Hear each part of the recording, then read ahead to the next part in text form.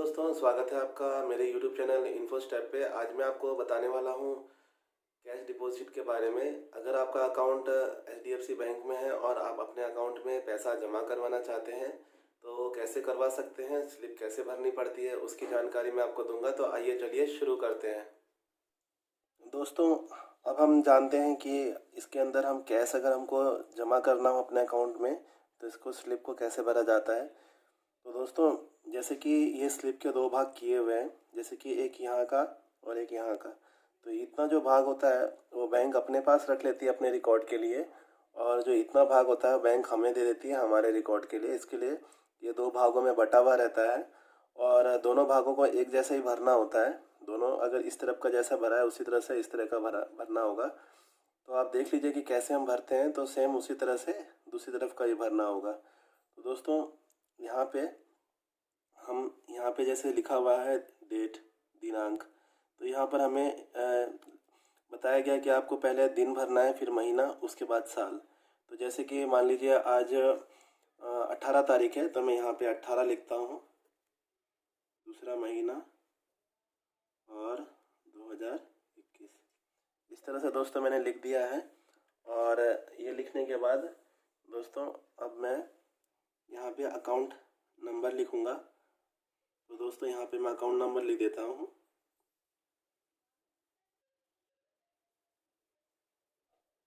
ये मैंने दोस्तों अकाउंट नंबर लिख दिया है। और यहाँ पर मुझे कितने रुपए भरने हैं वो मुझे भरने हैं। और यहाँ पर लिखा गया है नेम, तो यहाँ पे मेरा जो अकाउंट में मैंने अपना नाम जिस तरह से पूरा लिखवाया वैसे मुझे लिखना होगा। तो मैं यहाँ पे लिख देता हूँ राम कुमार।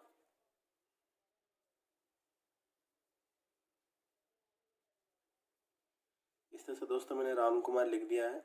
अब यहाँ पे रुपीस लिखे गए हैं, तो मैं यहाँ पे कितने रुपए जमा कराना चाहता हूँ और उसका बाद में यहाँ पे टोटल लगाना होगा। तो मैं यहाँ पे लिख देता हूँ, मान लीजिए 50,000 में जमा कराना चाहता हूँ, तो यहाँ पे 50,000 लिख देता हूँ इस तरह से। और यहाँ पर बीच में कुछ भरा ना जा सके इसके लिए मैं यहाँ पे क्रॉस लाइन लंबी खींच देता हूँ। और यहाँ पे टोटल वाली जगह पे भी मैं 50,000 लिख देता हूँ। इस तरह से मैंने 50,000 लिख दिया है दोस्तों। अब ये लिखने के बाद दोस्तों मैं यहाँ पे लिखूँगा इसी को शब्दों में। यहाँ पे लिखा गया रुपीज़ इन वर्ड, शब्दों में लिखें, ऐसा यहाँ पे बताया गया दोस्तों। तो मैं यहाँ पे भी 50,000 लिख देता हूँ।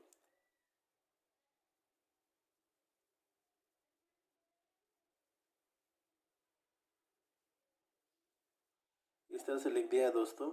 अब यहाँ पे लिखा गया है इसके नीचे डिपॉजिटर सिग्नेचर, जमाकर्ता के हस्ताक्षर। जैसे कि मैं खुद ही गया हूँ अपने बैंक में पैसा जमा कराने के लिए, तो मैं यहाँ पे अपनी साइन कर देता हूँ। और अगर कोई दूसरा व्यक्ति जाता है हमारे अकाउंट में पैसा जमा कराने के लिए तो वो व्यक्ति अपना साइन यहाँ पे कर सकता है। ठीक है दोस्तों, तो इस तरह से हमने एक इस जगह का जो भाग था हमारा वो हमने भर लिया है काफ़ी आसानी से। अब उसी तरह से हम अपना इस तरफ का भाग जो बचा हुआ है उसको हम भरेंगे। तो इसको भरने के लिए दोस्तों मैं अब यहाँ पे भी उसी तरह से भरूँगा। जैसे कि यहाँ पे डेट आएगा तो मैं यहाँ पे डेट लिखूँगा जैसे मैंने पहले लिखा था, 18/2/2021। इस तरह से लिख दिया है दोस्तों।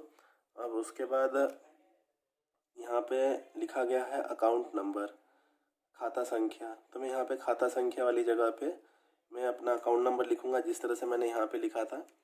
अगर हमें अपना अकाउंट नंबर किसी वजह से हम भूल गए तो हमारे पास जो पासबुक होती है या फिर हमारे पास जो प्रूफ दिया गया होता है स्टार्टिंग में अकाउंट खुलवाते समय में, वहाँ पे भी हम देख सकते हैं। या फिर हमारा जो चेक बुक होता है उस पर भी हमारा अकाउंट नंबर लिखा रहता है, उस पर भी आप देखकर अपना अकाउंट नंबर भर सकते हैं।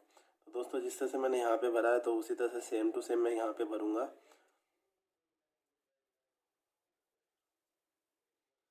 इस तरह से दोस्तों मैं जो है सेम टू सेम मैंने भर रहा हूँ।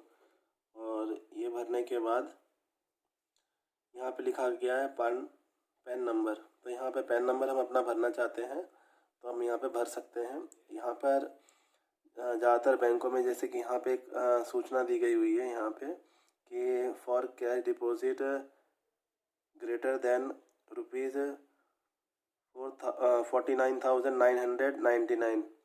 अगर इतने से ज़्यादा हम भरते हैं तो हमें यहाँ पे अपना पैन नंबर लिखना ज़रूरी है। लेकिन दोस्तों देखा गया ये कि अगर हम नहीं भी भरते हैं तो भी बैंक वाले ज़्यादातर नहीं मांगते हैं, किसी केस में मांग लेते हैं। तो जैसे अगर ये सूचना दी गई है आप भर लो तो ज़्यादा अच्छा रहेगा। मैं यहाँ पे अपना पैन कार्ड नंबर डाल दे रहा हूँ।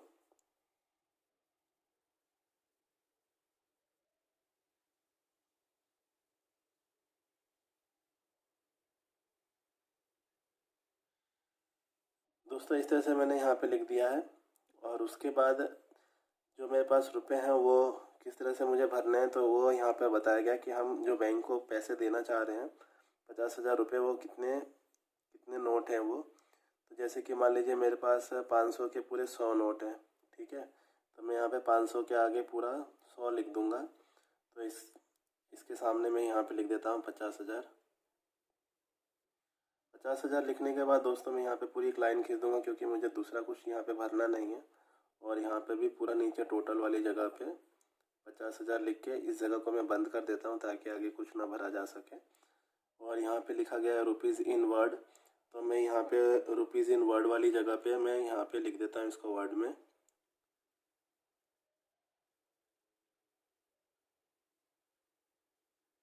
इस तरह से मैंने भर दिया है दोस्तों। फिर यहाँ पे डिपॉजिटर सिग्नेचर, तो यहाँ पर मैं अपनी साइन कर दूँगा। और इस तरह से मैंने ये फॉर्म को पूरा भर लिया है। और यहाँ पे एक नाम मेरे को लिखना बाकी है तो वो भी मैं लिख लेता हूँ अपना।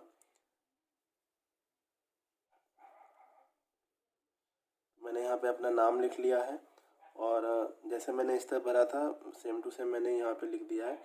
अब बैंक अगर किसी वजह से हमें कांटेक्ट करना चाहती है तो हम यहाँ पे कांटेक्ट नंबर वाली जगह पे हम अपना मोबाइल नंबर लिख सकते हैं।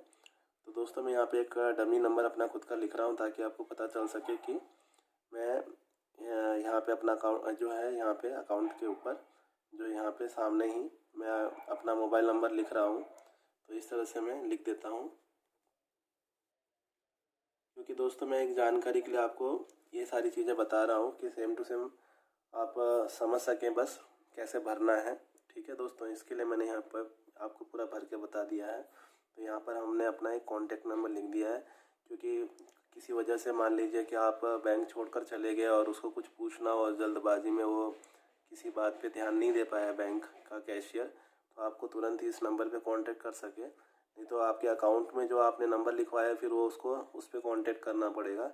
तो कभी कभी होता ही है कि हम दूसरे कांटेक्ट नंबर भी अपने पास रखने लग जाते हैं, या कोई व्यक्ति जो होता है जो हमारा पैसा जो है जमा कराने गया होता है तो वो अपना कॉन्टैक्ट नंबर भी लिख सकता है। क्योंकि जो बैंक को सिर्फ अपनी एक जानकारी चाहिए होती है कि आपने जो भरा है वो सही है कि नहीं है, या फिर आपने रुपए जो दिए हैं उसमें भी कुछ जो चेंजेस करना है या नहीं। इसकी वजह से आपका एक कॉन्टैक्ट नंबर मांगा जाता है, तो आप अपना एक कॉन्टैक्ट नंबर यहाँ पे दे सकते हैं दोस्तों।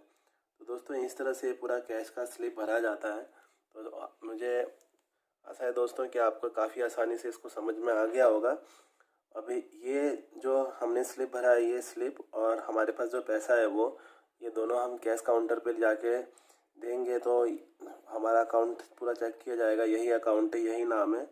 तो इस तरह से चेक करके और ये रुपए को चेक किया जाएगा, जो आपने रुपए दिए वो सही है तो इतने आपके अकाउंट में जमा कर दिया जाएगा।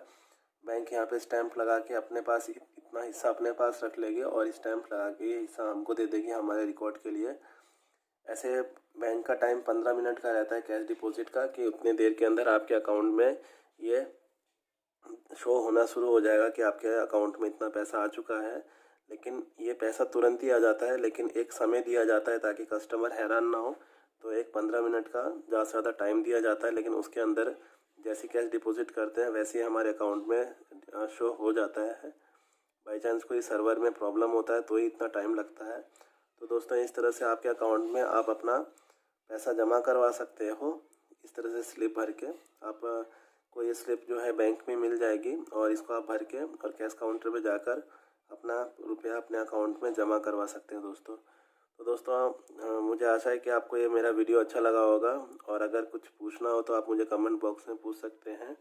मेरे वीडियो को लाइक कीजिए, शेयर कीजिए, सब्सक्राइब कीजिए, साथ में बेल आइकन को दबाइए ताकि आपको मेरे द्वारा नए नए वीडियो के नोटिफिकेशन मिलते रहें।